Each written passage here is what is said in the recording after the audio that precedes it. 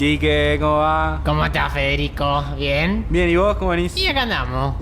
Che, hoy no hay que arrancar para la radio, tenemos que buscar a Mauro, ¿ubicás? El de Barbita. Sí, Mauro, Más preparado, Mauro. Y él tiene título, ¿viste cómo es? Y bueno, pero vos sos un chanta. Bueno, pero también está el otro flaco alto que terrible ladri también. Sí, bueno, pero ese es un poco más gracioso. Vos sos chanta directamente. Sí, la verdad. Mandá el programa que la columna que tiene Chipo hoy está buena, te va a gustar. A ver, dale.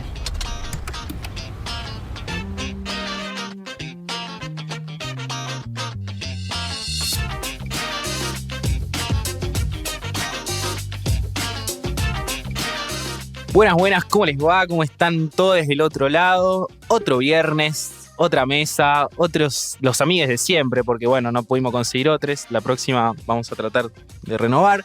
Pero bueno, seguimos acá con este podcast que se llama El Cohete a la Puna, que está dentro del marco de nuestra querida revista Un Mundo en Llamas, que la pueden encontrar en unmundoenllamas.wordpress.com, donde participan ahí más amigues, mejores, y donde estamos tratando de poblar de reflexiones un poco, ¿no? Como la idea de este podcast, para charlar, pensar y armar ideas.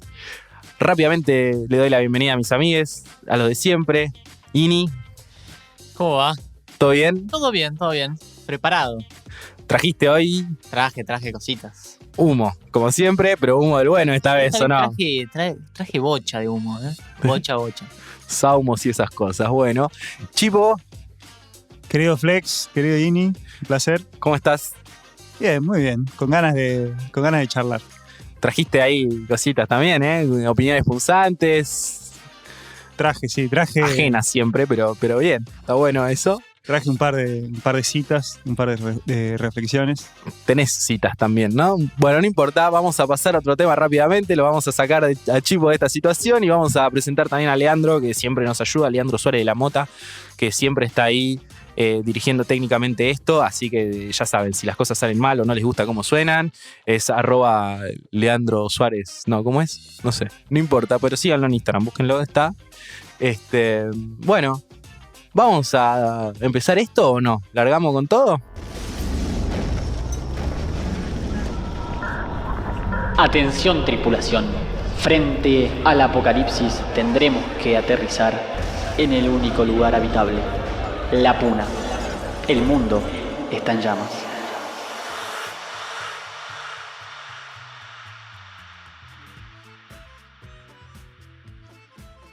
Federico, ¿te parece que me quede acá? Me hago un lugarcito acá, ¿viste? Acomodate, sí. No, porque lo quiero escuchar a este pibe. Este pibe tiene cosas.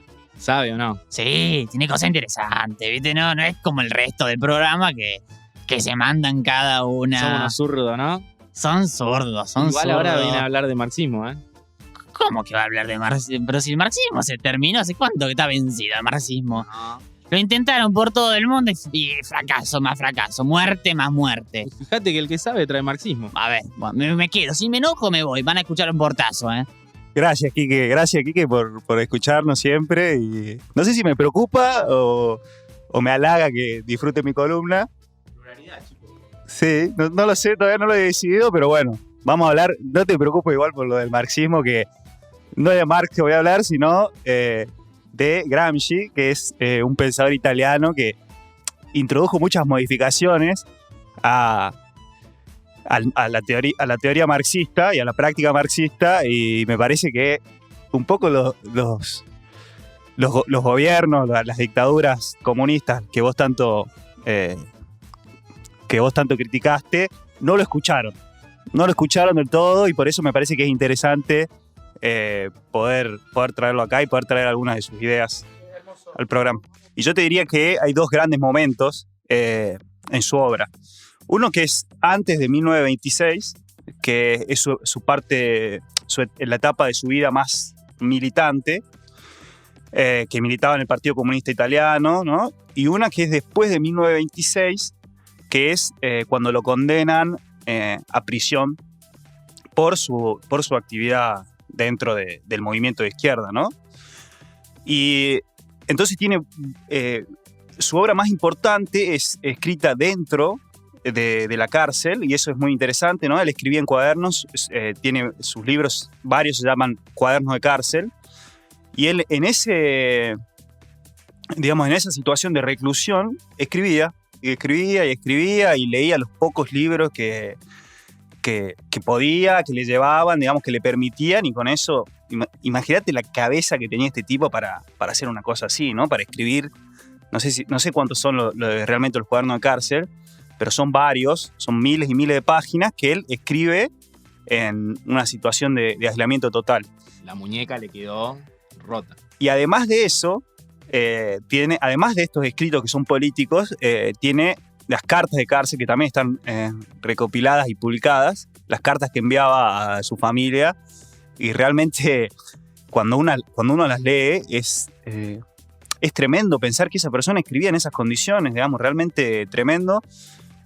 No sé, son muy, muy tristes, ¿no? En un momento dice, hoy fue un buen día, perdí solamente un diente, me dieron de desayunar, o sea, cosas así muy conmovedoras cuando uno piensa realmente el compromiso de este tipo con su causa, con la causa de los trabajadores, ¿no?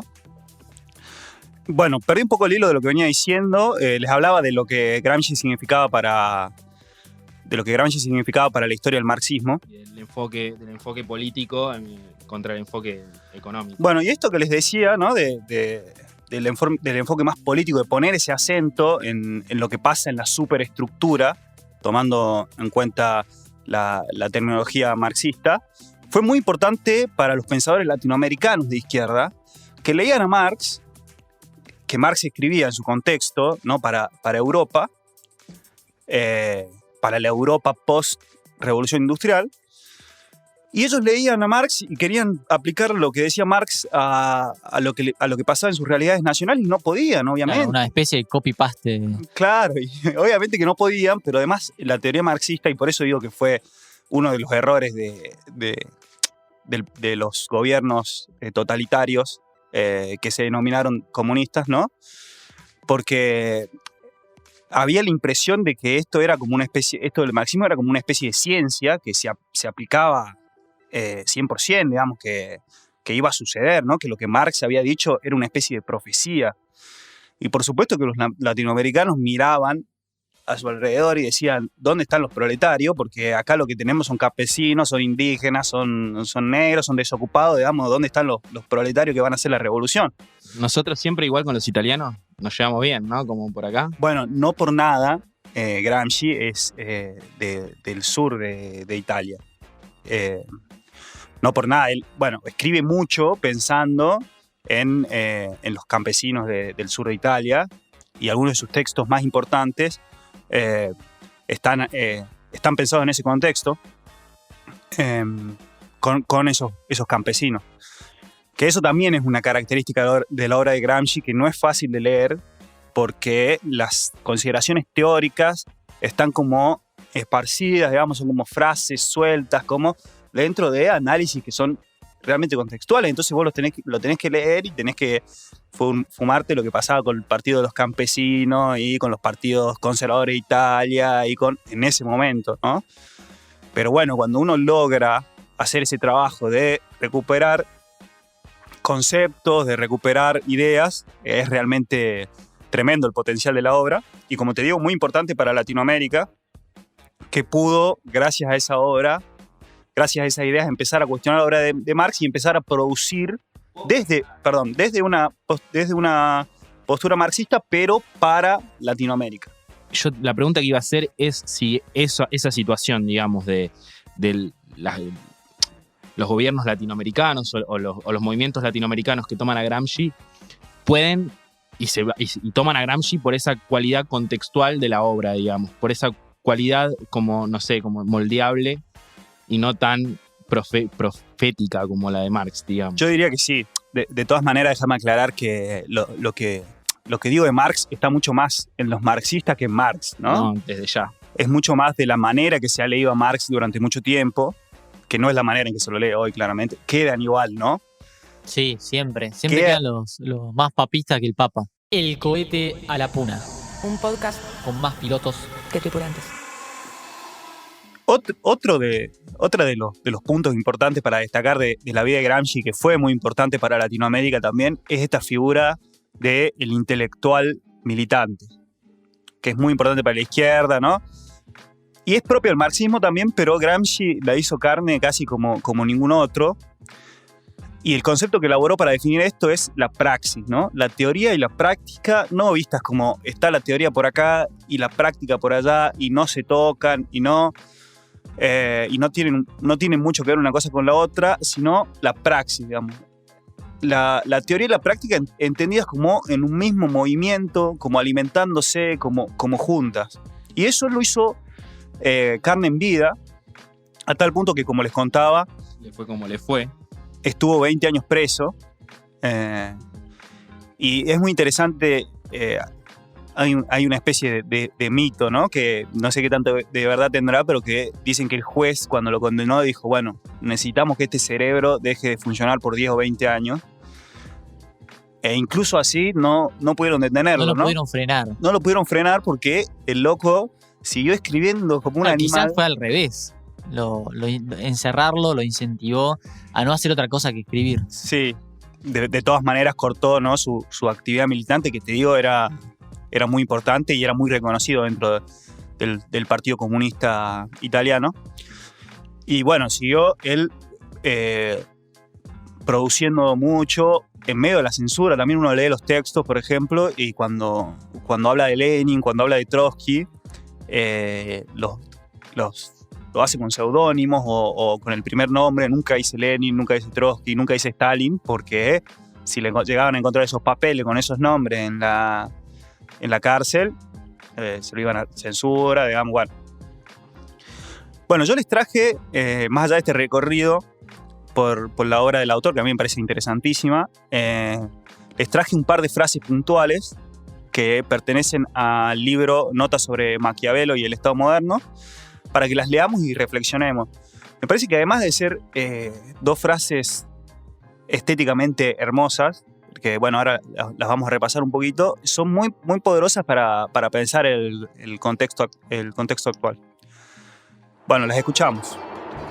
El proceso de formación de una determinada voluntad colectiva que tiene un determinado fin político no es representada a través de pedantescas disquisiciones y clasificaciones de principios y criterios de un método de acción, sino como las cualidades y los rasgos característicos, los deberes y necesidades de una persona concreta, depurando así la fantasía artística de aquellos a quienes se procura convencer y dando una forma más concreta a las pasiones políticas. Bueno, le faltó escribir a Perón al final, ¿no? Y ya Sí, teníamos no. una frase. Tremenda. Poneme un poquito la marcha ahí, así la escuchamos y nos malentonamos todos. Una frase totalmente peronista, parece. Pensé que ibas a decir totalitaria, me dio un poco de susto. Uf. Bueno, ahí, pero bueno, eso que dijiste vos es interesante porque hay como un prejuicio, ¿no? Con esta cuestión del líder que conduce al totalitarismo, y me parece que lo que nos está diciendo Gramsci acá es que no necesariamente, que a veces la figura del líder sirve para la expresión y la conformación de una voluntad popular.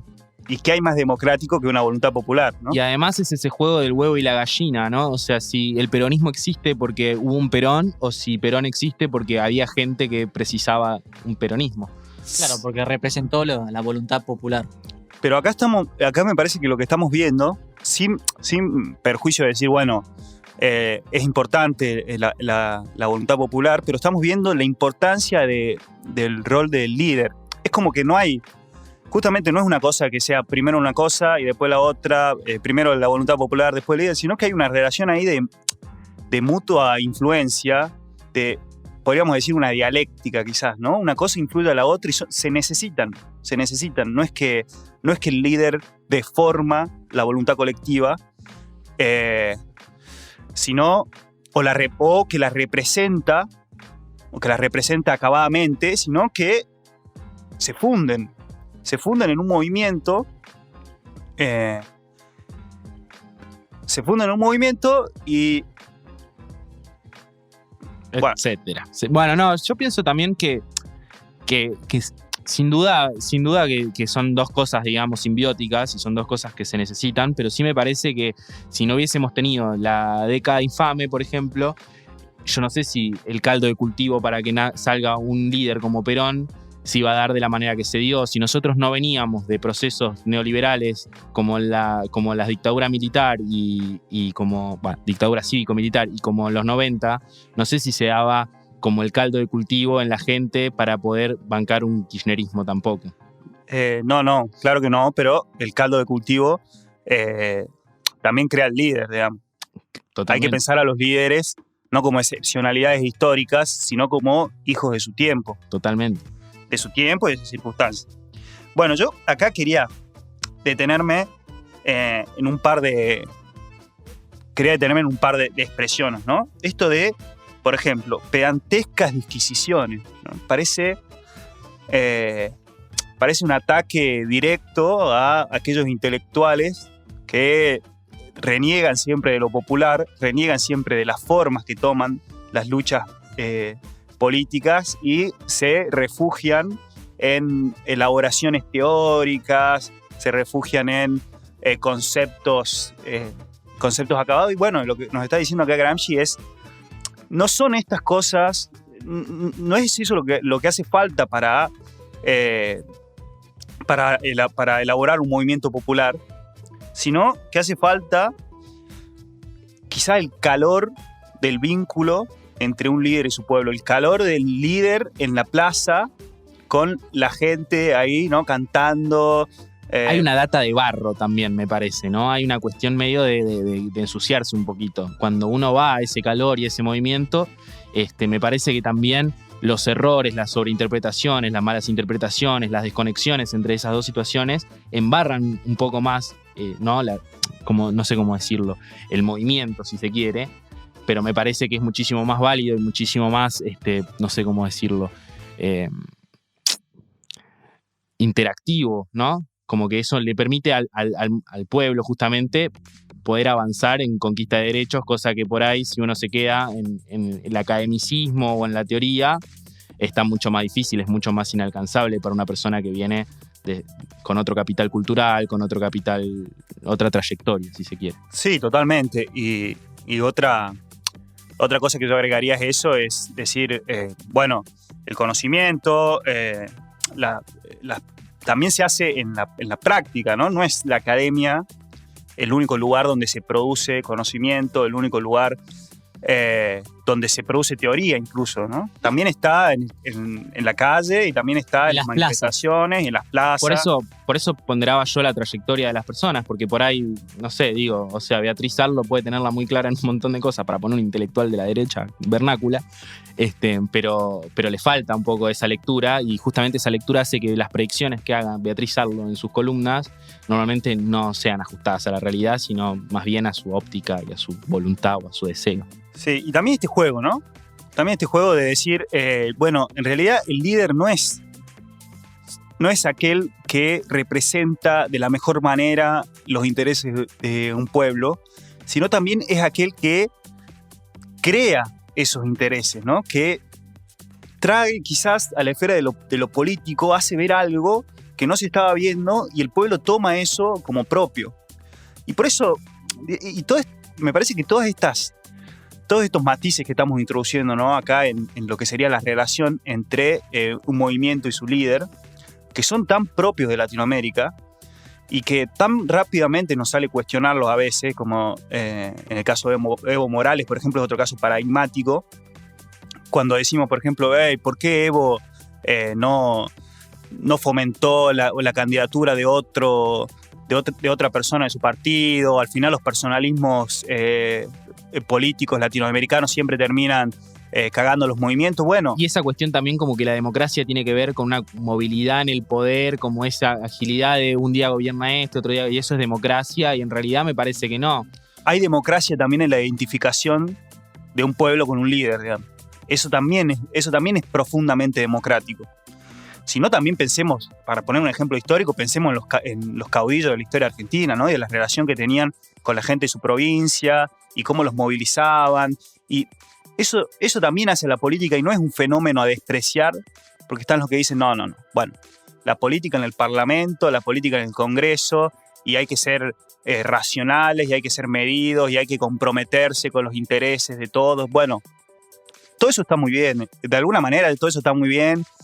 Está bueno tenerlo en cuenta, pero no con la condición de menospreciar esta otra forma que toma lo político, porque es una forma que toma lo político indudablemente, y que a menudo, y si tenemos en cuenta los ejemplos históricos, son los que mayores derechos han conquistado. Y es interesante, ¿no? También porque hay una situación histórica en este momento donde, como decís vos, ¿no? Históricamente ellos han bajado el precio a esta parte de la política, a la parte más barrosa, si querés, pero hoy se ven interpelados a salir a la calle y a tener que hacer más o menos lo mismo que hacemos nosotros, de copar Plaza de Mayo o copar el Obelisco y llenar con pancartas, con consignas políticas, ¿no? Tratar de ganar ese espacio que claramente lo tenían siempre despreciado. Sí, totalmente. Y el otro punto en el que yo quería que charlemos un poquito es en esta expresión que usa Gramsci que a mí me deja pensando, ¿y qué significará esto, no? Dice, depurando así la fantasía artística de aquellos a quienes se procura convencer. Fantasía artística, dice, ¿no? Estaba hablando de Neymar Jr. Es realmente muy, muy bella la frase, pero además, ¿qué querrá decir esto? ¿Qué piensan ustedes que quiere decir esto cuando hablamos de política, ¿no? Yo creo que hace referencia a un sentimentalismo, a una pasión que hay también en la política y que es necesaria para conquistar derechos, para la democracia en general, ¿no? No sé qué piensan ustedes. Sí, estoy de acuerdo. Y todo lo que venís hablando, a mí la imagen que se me viene como figura argentina de todo lo que estás diciendo es Eva. Eva, como esto de vincularse con el contacto, de vincularse con la gente, con el contacto de la gente. Y esta fantasía, o sea, es una santa, Eva, para mucha gente. Y para el resto es un demonio. Para el resto es lo peor. Yo creo que es muy, sí, totalmente, y es muy, digamos, es muy del peronismo, es muy de los movimientos populares. Yo creo que en Argentina tenemos una tradición muy marcada en eso, que en el resto de los países latinoamericanos quizás ha demorado más en verse. Pero sí, para mí es muy propio del peronismo y Eva lo encarna quizás como ninguna otra. Y cuando decimos también esto de la fantasía artística y hablando de Eva, ¿no? También la importancia del discurso, me parece, ¿no? La importancia del discurso no despreciado, de nuevo, como mera retórica, sino en esto de que el pueblo también se emociona con la belleza de las frases de un líder y se compromete con eso. Cuando Eva dice, por ejemplo, utiliza una expresión como jirones de mi vida, voy a dejar jirones de mi vida. Y eso es de una belleza, sublime, y el pueblo escucha eso, lo hace propio y se compromete y se emociona con eso. Y hace falta también eso para sostener una vida en común, hace falta también eso para sostener la democracia, y esa es la dimensión que yo quería rescatar un poco con la columna, y que me parece que cuando nosotros hablamos de democracia, no sé si tenemos en cuenta tanto el factor emocional, tanto esa dimensión de la pasión política, de la pasión igualitaria de los pueblos, que a veces despreciamos y decimos, bueno, esto es populismo, bueno, esto es sentimentalista, esto de forma. Aparte, ¿no? esa cuestión como que son incompatibles el pensamiento y la razón con la emoción y la pasión, cuando en realidad yo personalmente creo, o me pasa a mí, que mi pensamiento y mi razón vienen a raíz de la emoción que yo puedo sostener. Es eso que vos decías, yo escucho un discurso de Eva o escucho un discurso de Cristina y la sensación que a mí me da es la que me permite llegar a las reflexiones que llego, digamos, no al revés. Por ahí va, me parece.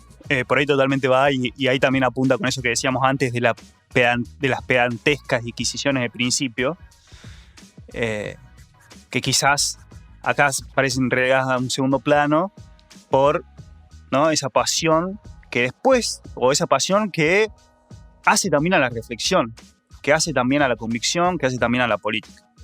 Bueno, ¿quieren que vayamos a la segunda frase? Vamos.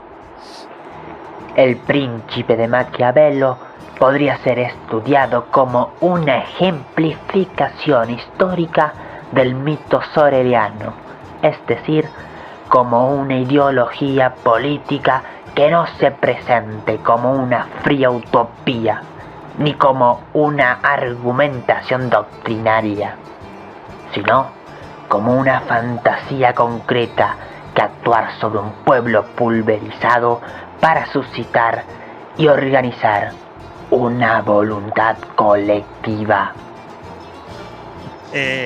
Increíble la Increíble frase. frase. Increíble frase. Y pensemos, ¿no? en la actualidad de este pensamiento y cómo nos interpela en la situación que tenemos por varias cosas, ¿no? Pero bueno, yo voy a decir un par y después vamos a ver. Los voy a escuchar a ustedes. Primero, esto de la fría utopía, ¿no? A mí me parece que esto debería despertarnos un par de preguntas con respecto a cómo estamos pensando la política hoy como gobierno, ¿no? Y a mí me parece que a veces cuando hablamos tanto de los consensos, cuando hablamos tanto de respetar las instituciones, cuando hablamos tanto de el diálogo racional, cuando hablamos de esa parte de la democracia, a mí me parece que estamos hablando de frías utopías. ¿Y cuál es el problema con esto? Para mí es que si nos quedamos solamente en eso, la democracia termina corriendo peligro, porque la democracia necesita del compromiso del pueblo, necesita de esa pasión que trae las conquistas populares, ¿no? Si nosotros nos quedamos solamente en lo que pasa en el Parlamento, si nos quedamos solamente nosotros con estos funcionarios que no van a la plaza o que no tienen quizá esa potencia discursiva de otras figuras del peronismo, se pone en peligro la democracia por un factor que a mí me parece que no se tiene tan en cuenta, que es la apatía. Un poco de esto ya hablamos en alguna otra columna, pero me parece que cuando no se despierta eso, cuando no está esa convicción popular, corremos el peligro de la apatía.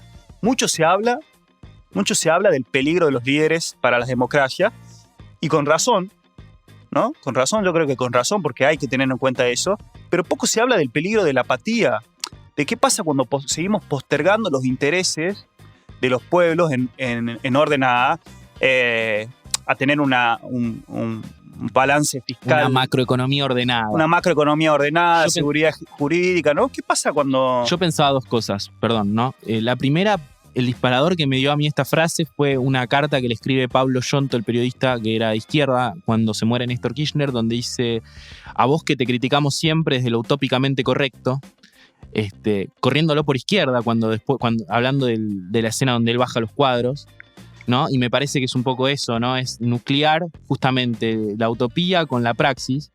Y me parece que un poco también hablas de eso, ¿no? De que por ahí, si uno va a tratar de negociar mucho más allá del núcleo duro, digamos, muy lejos del núcleo duro de uno, a negociar con los Larreta, a negociar con toda esa manga de sátrapas, porque no les cabe otro adjetivo, digamos, me parece que corres el riesgo de perder tu núcleo duro. Y ahí ganaron ellos. Si nosotros perdemos nuestra base, ¿qué nos queda? Sí. No, y además habla de esta fantasía concreta. Y es algo que uno lo vive en una plaza, en una marcha. Vive esa fantasía hecha carne, hecha personas. En una plaza escuchando o compartiendo ahí ese calor popular. Sí, eso también me parece clave, lo de fantasía concreta. Y también el calor de los derechos conquistados, ¿no? Exactamente. No nos olvidemos. Ni siquiera de los conquistados, porque yo pensaba también en cuando fue la votación del aborto, que un poco fantasía concreta también era el hecho de que en el Senado se esté hablando de eso después de tantos años de militancia, ¿no? Por más que no haya salido, yo creo que para muchas personas eso fue eso, la fantasía concreta. Ni hablar, por ejemplo, del matrimonio igualitario cuando salió, la ley de identidad de género, que para un montón de gente significó justamente eso, la concreción de su fantasía y su utopía. Sí. Bueno, y el otro punto que a mí me gustaría rescatar, esto de actuar sobre un pueblo pulverizado para suscitar y organizar la voluntad colectiva. Pueblo pulverizado, ¿no? Esto, y a mí lo que me resuena acá es decir, es pensar en el individualismo. Yo cuando escucho esa frase, pueblo pulverizado, voy ahí y pienso en una comunidad en la que cada uno se preocupa por sus propios intereses, en la que cada, digamos, sería la fantasía del neoliberal, si se quiere, ¿no? Pulverizado no en cuestión de chotriza, sino en lo de disperso, capaz. Lo de disperso, sí, totalmente, y que sería la antítesis de la formación de una voluntad colectiva. Y la importancia de la pasión y del líder en esa formación de voluntad colectiva, ¿no? Para empezar. Y sobre todo, ¿por dónde salimos de estas? ¿Por dónde salimos de esta situación, ¿no? Porque yo ahora escucho mucho a compañeros por ahí, a funcionarios del gobierno, hablando de la necesidad de ser moderados en este momento, hablando de la necesidad de escuchar a los mercados, porque venimos de 4 años muy duros, ¿no? Hay mucha pobreza, hay muchas necesidades básicas postergadas, entonces nos quiere, digamos, un argumento que yo encuentro razonable también, no es que, pero con el que me genera algunas dudas, es, bueno, hay que ser moderado ahora, hay que escuchar la economía, hay que ir despacio. Bueno, yo no sé, no estoy tan seguro de eso, ¿no? A veces lo que se necesita para salir de estos momentos es crear una voluntad colectiva. Y eso también tiene mucho que ver el discurso, más allá de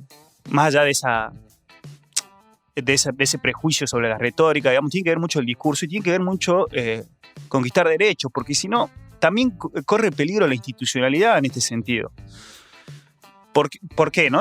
Para abrir otro plano quizá de pensamiento, ¿no? Y pensemos lo que pasó en Chile, donde había un aparato institucional muy consolidado, digamos, con años de un funcionamiento bastante aceitado, en el que participaba la centroizquierda y la centroderecha, pero ¿qué pasó ahí?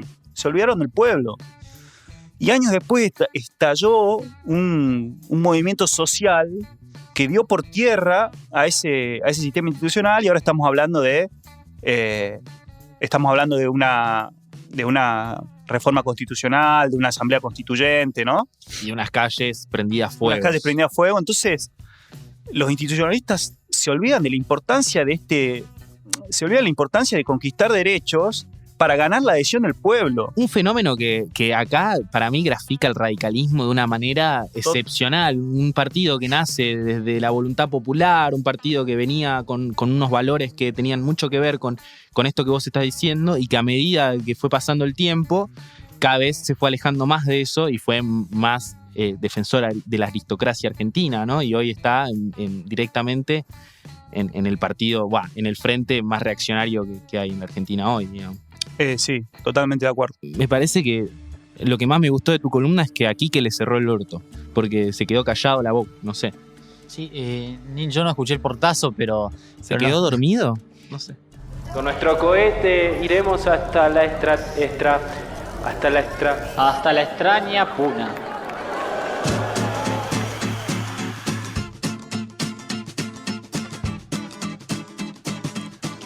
Bueno, y ahora seguimos rápidamente con lo que nos trajo Ini hoy, que es una columna medio... No sé, no quiero usar adjetivos peyorativos, pero Falopa, podríamos decir, ¿no? Sí, Falopa no soy yo, ¿eh? Fumeta. Fumeta. Puede ser porque voy a hablar del cannabis. Fumarolas. Sí, voy a hablar del cannabis. Y no... Un tópico que a todos nos gusta, calculo, no sé, los oyentes cómo se sentirán con respecto a esto, pero... Me imagino que son varios los que han probado, los que prueban todos los días. Lo importante es seguir probando. Hay que seguir probando porque hay un gustito. No, mentira, no voy a hablar del gusto del cannabis.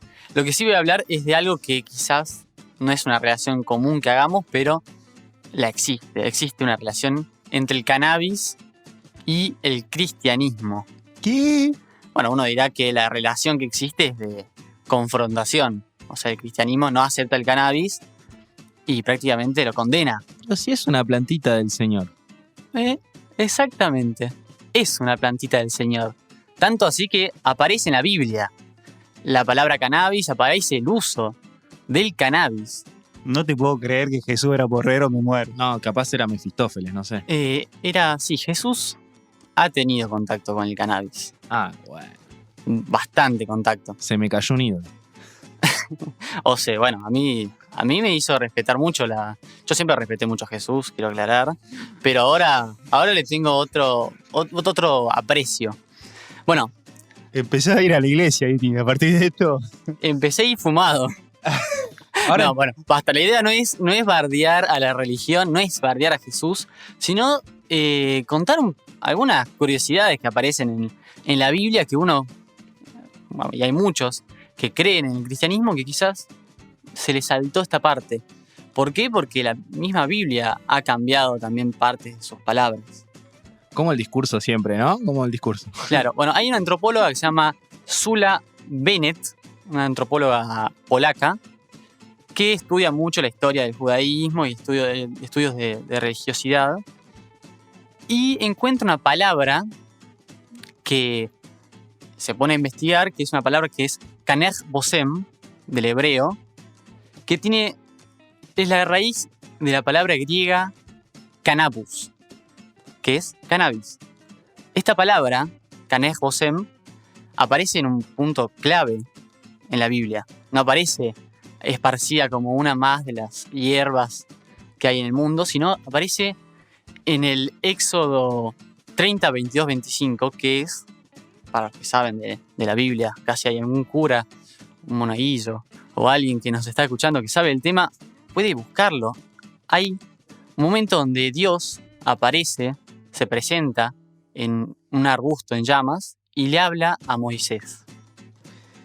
Lo que le dice es una receta de un aceite de ungir. O sea, pará, vos me estás diciendo que empieza hablando, o sea, va a ser empezando hablando del cannabis, prendiendo fuego a un árbol. Yo no quiero decir nada. Bueno, pero... mejor escuchemos lo que le dice Dios a Moisés.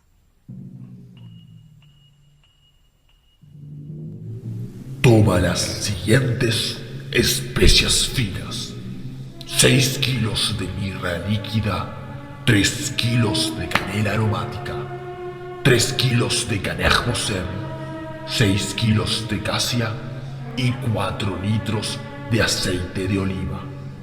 Con estos ingredientes harás un aceite, es decir, una mezcla aromática como la de los fabricantes de perfumes.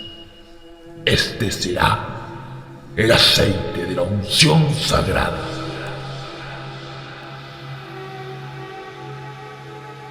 O sea, prácticamente Dios le da la receta de un aceite esencial, como lo conocemos ahora, pero de cannabis. Tenía gran cantidad de cannabis y con un olor a canela. ¿Y canela no tiene nombre en hebreo? ¿Qué pasó? No, bueno, el tema es que todas las otras palabras fueron bien traducidas y esta palabra, Kanech Bosem, la tradujeron como caña aromática. ¿Puedes pasarme de vuelta la receta que me faltaron anotar un par de cosas? Se las paso. Todo esto, viste, las medidas claramente fueron como traducidas a las medidas actuales, ¿no? El tema es ese, que en la Biblia convencional estuvo mal traducida esta palabra. Esta investigadora, hace toda una junta de investigadores, ¿no? Están etimólogos, lingüistas, antropólogos, botánicos, y dan, por la descripción de la planta y por la descripción de este Kanech Bosem, de que es efectivamente el cannabis. Entonces uno a partir de esto puede repasar varios eventos que describe la Biblia en donde Jesús y varias personas, apóstoles, gracias por la palabra clave, porque a mí me falta un poquito un montón de rico. Bueno, apóstoles o distintos personajes utilizan este aceite de ungir en la curación de enfermos Y especialmente también en los epilépticos, que en ese momento era... Milagros. Claro, porque en ese momento a los epilépticos se los consideraba endemoniados. Estaban poseídos por el diablo. Entonces, hay momentos donde Jesús mismo le pone este aceite, los unta con esta preparación y la epilepsia para. No sé Cosa- si me parece ese tono. No, se unta. ¿Se unta? Es de ungir, sí. Sí. También se habla en otras partes donde se toma. Perdón, no sé, esto capaz que estoy mandando fruta, pero para la epilepsia se unta también. Es interesante eso, porque no me parece que... No sé actualmente. No lo sé actualmente, pero sabemos que el aceite de cannabis para la epilepsia funciona bastante bien. Bastante bien. Bastante bien y actúa de manera muy rápida. Cosa que por el contenido de CBD, básicamente, que es el relajante que tiene, el cannabinoide relajante que tiene justamente, ¿no? Claro. Los músculos y todo eso. Ahora, lo que más me llamó la atención, porque imagínate, yo me entero de esto y digo, wow, qué locura. Increíble que algo tan condenado por gente que uno conoce y que es muy cristiano. Sí, por la institución misma. Claro, por la iglesia condena el uso de esta planta y al mismo tiempo en la misma Sagradas Escrituras aparece como algo sagrado. Entonces, hay algo que lo loco, lo interesante, lo lindo de esto, del juego de las palabras también, es que Cristo significa el ungido. Porque Mesías significa el que va a liberar al pueblo, ¿no? Al que va a liberar al pueblo o a la humanidad de la catástrofe, de lo peor. Y Mesías, que proviene del hebreo, es traducido en Cristo, que es la palabra que es griega. Cristo, Jesucristo, vendría a ser Jesús, el Mesías. Pero la traducción de Mesías en hebreo es ungido. Es una persona que utiliza estas preparaciones para ungir a la gente o que ha sido ungido. Es una palabra que se utiliza hace un montón de tiempo. De hecho, a los reyes judíos se le decía ungido, se decía el Mesías, porque en su coronación no utilizaban coronas, sino que en su coronación eran ungidos con este aceite sagrado. Así que se llevan esa palabra a la casa, chicos. Todos ungidos, bien ungidos. Además, lo interesante es como es una especie de explicación de milagros, ¿no? Por eso quizás también el ocultamiento, como decía Flex recién, bueno, tal característica, tal componente es lo relajante, digamos, hay una explicación científica de un milagro. Y quizás eso también es lo que produce tanto rechazo. Sí, no sé si... Una cuestión de marketing estás diciendo. Claro, si proviene de ahí, no lo sé. Porque esta palabra fue mal traducida quizás antes de la famosa guerra contra las drogas, ¿no? Antes de que la marihuana sea tan condenada. Porque la marihuana es una planta que se ha usado desde siempre. Desde siempre, como cualquier planta. Pero la marihuana más quizás. La marihuana en distintas formas, como el cáñamo o como estas preparaciones que se utilizan. No solamente por su valor psicotrópico o curativo, digamos, sino también por la fuerza de la fibra que tiene la planta. Se hacen un montón de... Hay que pensar que los primeros tipos de marihuana, discúlpenme, ¿no? Pero es una cosa que algo entiendo, pero los primeros cultivos de marihuana, donde empezó la marihuana, es en las zonas asiáticas, digamos, en las partes de China y en las partes como de la Rusia más oriental, digamos, y son plantas que crecen en la montaña rocosa. Entonces, para sostenerse ahí arriba, precisan una fuerza que por ahí una planta por ahí de, no sé cómo decirlo, de pampa no precisa, ¿no? Claro, sí. Entonces podemos decir que Jesús era un porrero, quizás está mal dicho, porque no es que armaba un caño y se lo fumaba, pero... Hasta donde sabemos, ¿no? Hasta donde lo sabemos, claro. Y las misas no tienen salmo y esas cosas, no sé, ¿viste cómo funciona? Disculpame. Bueno, pero que utilizaba el cannabis para sus sanaciones. Esto no quiere decir que no haya habido milagros, porque hay un componente de la fe y que la imagen de Jesús convocaba y que creaba toda una mito, fantasía colectiva. una fantasía quizás, o una realidad, porque si al mismo tiempo él paraba la epilepsia o el temblequeo de alguien que no podía responder de sí, había algo que existía ahí. Entonces era un milagro en un punto, pero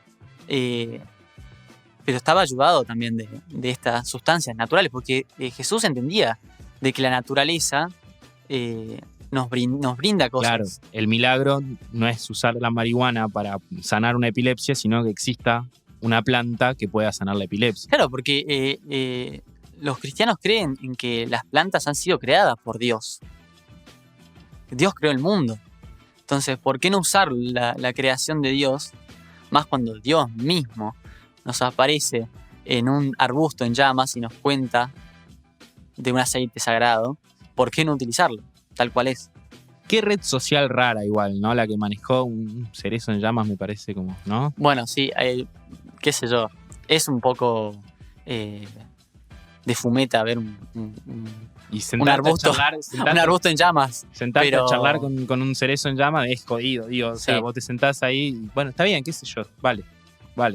Sí, también hay, buscando y navegando por la red, también aparecen datos de que Jesús ha utilizado algunos hongos alucinógenos, pero de esto no tengo nada de información concreta, así que no lo voy a confirmar.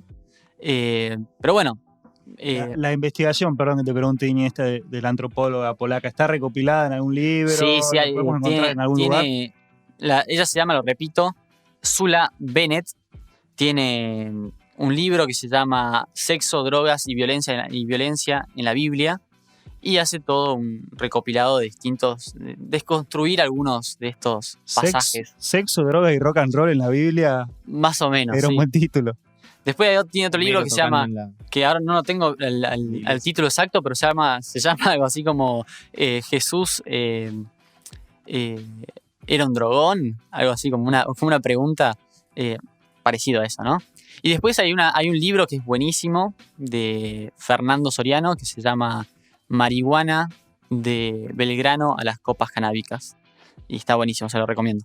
La versión vernácula, digamos, de este Claro. estudio Claro, la versión argentina. sería quizás. como una recopilación de el uso de la marihuana en la historia argentina. Claro, sí, porque hay una anécdota quizás de Belgrano donde Plantea justamente plantea al reino español cultivar cáñamo, que es la planta del cannabis, en todo lo que es el virreinato del Río de la Plata. no por su uso medicinal, sino justamente por esto que hablamos. Exactamente, no. El poder de la fibra del Se supone cáñamo. que no había una práctica de sacar las flores del cogollo y fumárselo, pero sí como para usarlo para fabricar textiles, para fabricar... Se usaba mucho en los artefactos de los barcos. Sogas, sobre Sogas, todo. un montón de Y esa, quilombo. esa industria que en ese momento era tope de gama, digamos, porque es Claro, como, es como y además la en industria ese momento, aeronáutica de ahora. hace bastantes años, España tenía que importar todo eso, tenía que buscarlo afuera. Entonces, Belgrano lo que le propone a la corona es cultivar Acá hay en una sus pampa colonias. divina que está buenísima Claro, para ararla plantemos, y llenarla de porro. de hecho, lo define como el futuro y como la prosperidad de los pueblos. Al señor Alberto Fernández le hablo en este momento. Anote, jefe, anote, por favor. Bueno, es eso, quizás plantear esto de que el porro y la iglesia no están tan separados. Son Habría- amiguis, Habría decimos. que contárselo al obispo o a algún cura para que vea y que relea sus libros. Varios usuarios han utilizado la Biblia para justamente poder enrollar. Bueno, no, pará. Pará que es muy profano eso. Es profano, pero es la realidad también, ¿no? Porque, ¿qué pasa? ¿Que le tienen miedo a la verdad?